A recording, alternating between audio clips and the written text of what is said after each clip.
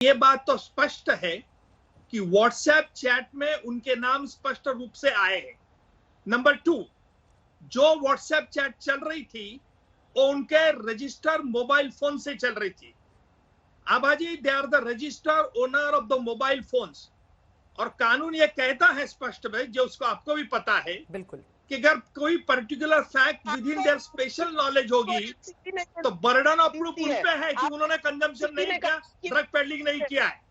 Normally burden of prosecution, हम burden of proof prosecution पर रहता है, लेकिन इस हालत में एनसीबी को यह प्रूव करने की जरूरत नहीं क्या तुम ड्रग ले रहे थे क्या नहीं।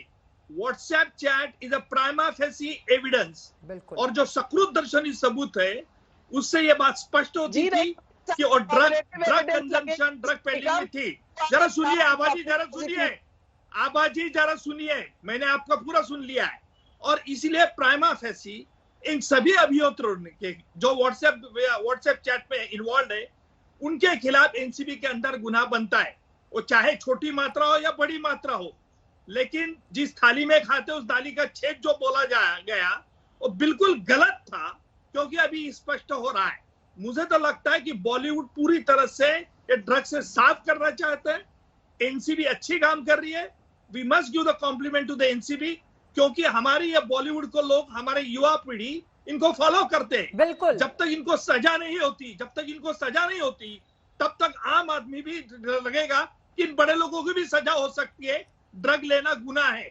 और इसलिए जो आज भी दिखाते हैं कि cigarette smoking is injurious to the health, लेकिन ये हमारे एक्टर्स एडवर्टाइजमेंट दे देते थे, पब्लिश कर देते, फिर भी सिगरेट वो ओढ़ते हैं। और इसलिए मुझे लगता है कि यह प्राइमा फेसी ऑफेंस बनता है। एनसीबी की जांच कहां तक जाती, क्या क्या एविडेंस कलेक्ट करता है, इस पर बहुत निर्भर है। ये बहुत अहम बात उज्जवल साहब आपने कही है। आभा जी, मैं फौरन आपके पास आऊंगी। इफ्रा जान भी हमारे साथ इस वक्त जुड़ चुके हैं, सामाजिक कार्यकर्ता, उनके पास मैं लौटूंगी। गौरव आपके पास भी, लेकिन जल्दी से, क्योंकि आप दोनों ही बड़े जानकार हैं लॉ के, आपने बहुत सारी लड़ाइयां लड़ी और जीती हैं, और साथ ही बीजेपी के प्रवक्ता गौरव जी भी हमारे साथ जुड़े हुए हैं, वो भी, उन्होंने भी वकालत की है, वो भी बहुत सारे केस लड़ते हैं। लेकिन जिन गंभीर धाराओं के तहत केस दर्ज किया जा सकता है, जल्दी से एक दो का मैं जिक्र कर देती हूं यहां पर। देखिए, सेक्शन 27A, जिसका जिक्र बार बार किया जाता रहा है, जितने भी अब तक के मामले सामने आए हैं, प्रतिबंधित ड्रग्स से जुड़ी एक्टिविटी को बढ़ावा देने या इसमें मदद करने के लिए कम से कम 10 साल की और अधिकतम 20 साल की सजा का प्रावधान है। कोर्ट चाहे तो 2 लाख से ज्यादा का जुर्माना भी वसूल सकती है। सेक्शन 22 की बात करें, ड्रग्स की कम क्वांटिटी के लिए 1 साल या ज्यादा क्वांटिटी के केस में 10 साल और कमर्शियल क्वांटिटी के लिए 20 साल तक की सजा दी जा सकती है। सेक्शन 29, साजिश रचने और किसी को ड्रग्स लेने के लिए उकसाने के दोषी पाए जाने पर भी सजा का प्रावधान है। और इस तरह से बहुत सारी ऐसी चीजें हैं जिसको लेकर मैं तमाम मेहमानों के पास जाऊंगी, लेकिन उमाशंकर जी, उसके पहले आपका रुख करते हुए, एनसीबी को लेकर एक तरफ आभा जी कह रही हैं कि एनसीबी को दरअसल कुछ और तो मिला नहीं, उमाकांत जी, और इस वजह से उन्होंने बड़े बड़े नामों को सामने ला दिया है। दूसरी तरफ उज्जवल निकम साहब ये कह रहे हैं कि दरअसल एनसीबी अच्छा काम कर रही है, लेकिन देश का जो एक परसेप्शन है एनसीबी को लेकर, वो तो ये बात कहता है कि जो बॉलीवुड अपने आप को इस देश से बड़ा मानने लगा था, क्योंकि पैसों का रसूख वहां पर बोलता है, उस एनसीबी ने अब उस बॉलीवुड पर शिकंजा कसा है, और इसी वजह से ये तमाम बड़े बड़े नाम भी सामने आ रहे हैं।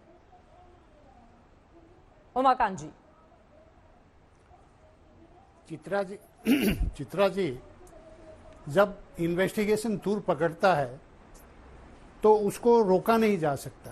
बिल्कुल, शुरू से जो देरी हुई, जो 2 महीने की देरी हुई, उसके बाद जब ईडी ने ये सारे ड्रग चार्ट्स वगैरह जो फॉरवर्ड किए, उससे ये इन्वेस्टिगेशन शुरू हुआ।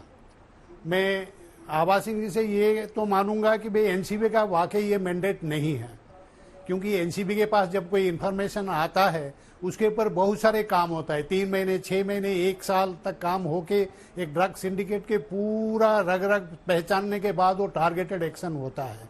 लेकिन ये एक अजीब सा सिचुएशन था जहां एक मर्डर या सुइसाइड का एक सस्पिशियस सर्कमस्टेंसेस से जो एसएसआर के डेथ हुआ, उसी में से एक ऑफशूट बन के ये जब ईडी के पास से ये सारे ड्रग्स चार्ट आए, एनसीबी के पास वो इंटरेस्ट हुआ, तो एनसीबी मना नहीं कर सकता था, क्योंकि एनडीपीएस एक्ट में भी ये प्रावधान है कि वो मना नहीं कर सकता। कोई भी अफसर मना करें उसको भी सजा हो सकता है।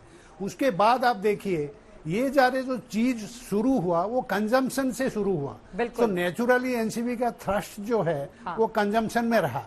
अब कंजम्पशन कौन करेगा? स्मॉल क्वांटिटी में ही करेगा। आभा सिंह जी सही कह रहे हैं क्योंकि कोई रिकवरी नहीं हुआ, लेकिन एक बात उनको ध्यान में देना चाहिए कि एनडीपीएस एक्ट एक बड़ा ही स्पेशल एक्ट है, एक कम्प्रिहेंसिव कोड है। यहाँ जो इलिसिट ट्रैफिक, जो ड्रग ट्रैफिक के बारे में बात कर रहे थे, वो इलिसिट ट्रैफिक जो है बहुत सारे एक्टिविटी को लेके वो बना है। क्या? वो cultivation, production, manufacture, possession, sale, purchase, use और consumption, import interstate, export interstate, import, export, financing, harbouring, everything is included in the definition of illicit traffic. तो कोई भी आदमी जब वो ये कुछ करता है, इन्हीं में से कोई भी एक्टिविटी करता है तो ऑफेंस करता है। अभी बताइए कंजम्पशन के बारे में आइए, जो आभा सिंह जी जोर दे रहे थे। कंजम्पशन एक लीगल कंसेप्ट है, लॉ इज ऑलवेज स्पीकिंग।